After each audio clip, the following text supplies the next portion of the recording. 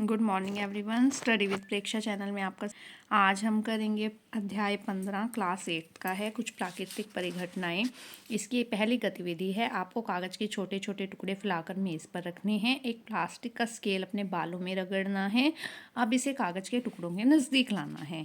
तो आपको देखना है क्या होगा। स्केल को कागज़ के टुकड़ों के पास लाने पर क्या होगा। जो कागज़ के टुकड़े हैं वो स्केल से चिपक जाएंगे। चिपक गए।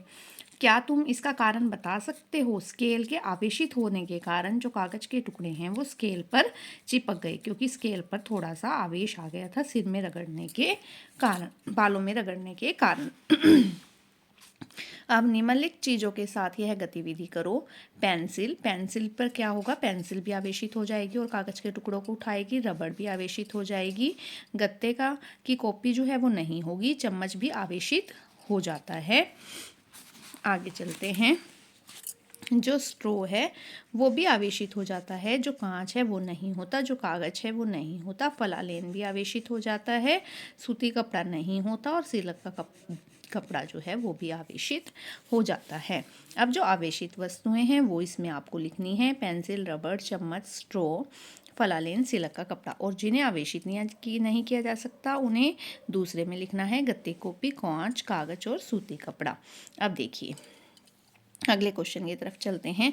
निम्नलिखित चित्रों में से किस में आवेशित वस्तु एक दूसरे को आकर्षित करेगी और किस में प्रतिकर्षण करेगी। देखिए इसमें अलग अलग निशान हैं, धन और ऋण। तो इसमें आवेश, इसमें क्या होगा, इसमें आकर्षण होगा। इसमें एक दूसरे को ये आकर्षित करेंगे। इसमें भी अलग अलग है तो इसमें भी आकर्षण होगा। ठीक है, इसमें आकर्षण नहीं होगा क्योंकि एक जैसे हैं प्लस प्लस के, तो आकर्षण नहीं होगा। इसमें भी आकर्षण नहीं होगा। तो क और ग जो हैं उनमें विपरीत आवेश हैं, इसीलिए आकर्षण होगा। इनमें ख और ख में जो है समान आवेश है, इसीलिए आकर्षण नहीं होगा। आगे जो है आपको बादलों का चित्र दिया गया है। बादलों में भी आवेश होता है, जिसके कारण आवेश बनता है, जिसके कारण जो है बिजली चमकती है और तड़ित की आवाज़ आती है। बादलों में कोई इलेक्ट्रिक प्लग तो नहीं होता, वहाँ पर फिर भी बिजली चमकती है। क्यों? क्योंकि वहाँ पर ऋणात्मक और धनात्मक आवेश होते हैं। जब वो मिलते हैं तो उनके कारण प्रकाश की चमकीली धारियाँ बनती हैं और बिजली चमकती है। तड़ित विसर्जन के समय चमक पहले दिखाई देती है, गर्जन बाद में सुनाई देती है। ऐसा क्यों है? क्योंकि प्रकाश की चाल जो है वो बहुत तेज़ है। 3 गुना 10 की शक्ति 8 मीटर पर सेकंड। 1 सेकंड में वो इतना चलती है, जबकि ध्वनि की चाल जो है वो 340 मीटर पर सेकंड है। 1 सेकंड में 340 मीटर ही चल पाती है। अब जो तेज़ चलेगा वो पहले दिखाई देगा। तो प्रकाश हमें पहले दिखाई देता है और आवाज़ हमें बाद में सुनाई देती है। बिजली चमकने के समय कौन कौन सी प्राकृतिक घटनाएं होती हैं। जब ऋणात्मक और धनात्मक आवेश मिलते हैं तो प्रकाश की चमकीली धारियां बनती हैं और ध्वनियां उत्पन्न होती हैं। ये 2 प्राकृतिक घटनाएं होती हैं, एक तो धारियां बनती हैं और एक ध्वनि उत्पन्न होती है। जब बिजली चमकती है तो हमें टीवी का स्विच बंद करने के लिए क्यों कहा जाता है? ताकि बिजली के गिरने से टीवी को कोई नुकसान ना हो। वैसे तो सभी स्विच बंद करने चाहिए उस टाइम। जो जिनके साथ प्लग आता है वो सारे अप्लायंसेस आपको बंद कर देने चाहिए और उनके प्लग निकाल कर रख देने चाहिए ताकि उनको नुकसान ना हो। अब देखिए अगला जो चित्र है वो किसका है? वो तड़ित चालक का है कि यहाँ से अगर बिजली गिरी इसके ऊपर तो वो सीधा ही धरती में चली जाएगी। बड़ी इमारतों को तड़ित आघात से बचाने के लिए क्या किया जाता है? तड़ित चालक लगाया जाता है। तड़ित चालक का भूसंपर्क किया जाता है ताकि तड़ित गिरने की अवस्था में जो है वो तड़ित पृथ्वी में चली जाए। नीचे कुछ क्रियाएं दी गई हैं। इनमें से अचानक बिजली के चमकने पर तुम कौन कौन से कार्य करोगे? बादलों में रंग भरो या ठीक का निशान लगाओ। तुरंत दोस्त को फ़ोन करेंगे? नहीं करेंगे। जल्दी से घर या छत के नीचे चले जाएंगे? यस जाएंगे। ठीक है, चले जाएंगे। ठीक है, धातु की चीज़ों से दूर हटेंगे? बिल्कुल हटेंगे, क्योंकि धातु बहुत जल्दी करंट को पास करेगी। एक ऊंची पहाड़ी पर जाकर झंडा फहराएंगे? नहीं। बड़े पेड़ की शरण लेंगे? नहीं। तैरने के लिए जाएंगे? नहीं। ये हम कुछ भी नहीं करेंगे। भूकंप के लिए समाज में कौन कौन सी कहानियाँ बताई जाती हैं? अपने बारे में घर या आस पड़ोस के एक बुजुर्ग से पता करके लिखो। ये आपकी बुक में भी दी हुई है। पृथ्वी किसी सांड के एक सींग पर टिकी है। जब सांड इसे दूसरे सींग पर ले जाता है तो भूकंप आता है। ठीक है, ये कहानी आपकी बुक में भी लिखी है, वहाँ से भी आप देख सकते हैं। भूकंप आने के कारणों का चित्र बनाकर आपने समझाना है। पृथ्वी की प्लेटें निरंतर गति करती रहती हैं, प्लेट्स बनाई हैं जो निरंतर गति करती रहती हैं। जब ये एक दूसरे से रगड़ खाती हैं और टक्कर के कारण एक प्लेट दूसरी के नीचे चली जाती है तो भूप्रपट्टी में विक्षोभ उत्पन्न होता है और यही भूकंप है। जो पृथ्वी की प्लेटें हैं जब वो आपस में टकराती हैं, रगड़ खाती हैं और एक दूसरे के नीचे चली जाती हैं, रगड़ खाती हैं या टकराती हैं, एक दूसरे के नीचे चली जाती हैं तो विक्षोभ उत्पन्न होता है और इसी विक्षोभ को हम जो है वो क्या कहते हैं, भूकंप कहते हैं। अब उसने कहा है नीचे बना हुआ चित्र किस चीज़ का है। जो नीचे बना हुआ चित्र है ये भूकंप लेखी उपकरण है। क्या है? यह है एक भूकंप लेखी उपकरण है। क्या है? यह एक भूकंप को लिखने वाला उपकरण। देखिए इसमें एक लोलक लगा है, ये कुछ नहीं है, इसमें एक लोलक लगा है, उसके नीचे एक पेन है।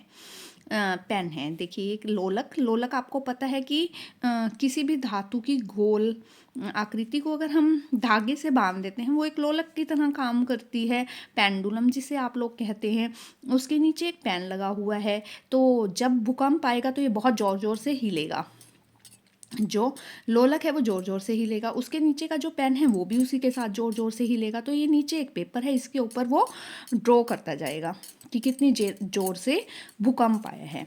इसका उपयोग किस काम के लिए होता है? यह भूकंपी तरंगों को नोट करने के काम आता है। ये भूकंप की जो तरंगे हैं उनको नोट कर रहा है इस पेपर के ऊपर, तो उसके ही ये काम आता है। यह उपकरण कैसे काम करता है? यह उपकरण मात्र एक लोलक है जो भूकंप के आने पर काम करता है। इस लोलक के नीचे एक पेन है जो उससे नीचे लगे कागज की पट्टी पर भूकंप की तरंगों को नोट करता है या रिकॉर्ड करता है। कितनी तीव्रता की शक्ति का भूकंप जो है विनाशकारी होता है, जो विनाश ला देता है, मतलब सब कुछ तहस नहस कर देता है। 7 या 7 से अधिक का। 6 का भी होता है लेकिन इतना विनाशकारी नहीं होता।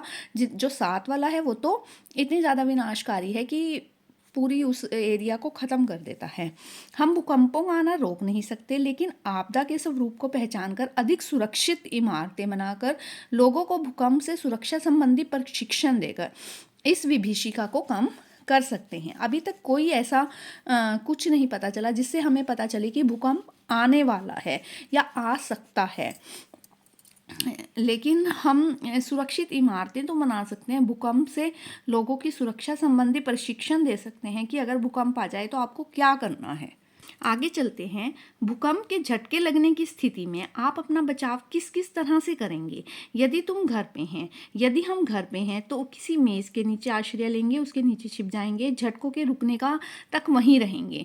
ऊंची और भारी वस्तुओं से दूर रहेंगे जो हमारे ऊपर गिर सकती हैं। यदि आप बिस्तर पर हैं तो उठे नहीं, अपने सिर को तकिए से बचा के रखें। तकिए से बचाव करें, उसको तकिए से अपने सिर को ढक लें। घर से बाहर हों तो क्या करें? भवनों, वृक्षों और ऊपर जाती हुई विद्युत लाइनों से दूर रहें, खुले में बैठें और धरती पर लेट जाएं। यदि आप कार या बस में हैं तो बाहर ना निकलें और धीरे धीरे उसको चलाते हुए सुरक्षित स्थान पर पहुँचें।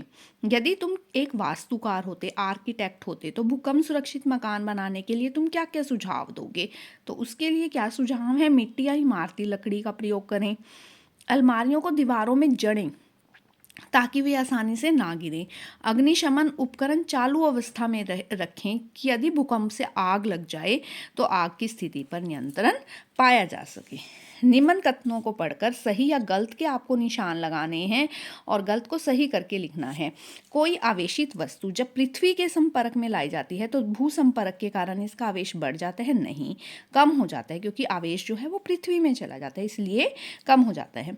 विद्युतदर्शी का उपयोग यह जानने के लिए किया जाता है कि वस्तु चालक है या विद्युत रोधी? नो, ये जानने के लिए किया जाता है विद्युतदर्शी का उपयोग कि वस्तु आवेशित है या अनावेशित है, उसके ऊपर आवेश है या नहीं है।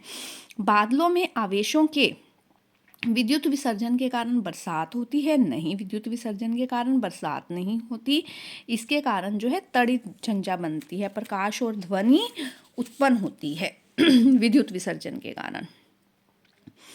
प्रेरण द्वारा आवेशित करने में दोनों ही वस्तुएं आवेशित होती हैं, लेकिन इन पर आवेश की प्रकृति परस्पर विपरीत होती है, ये ठीक है।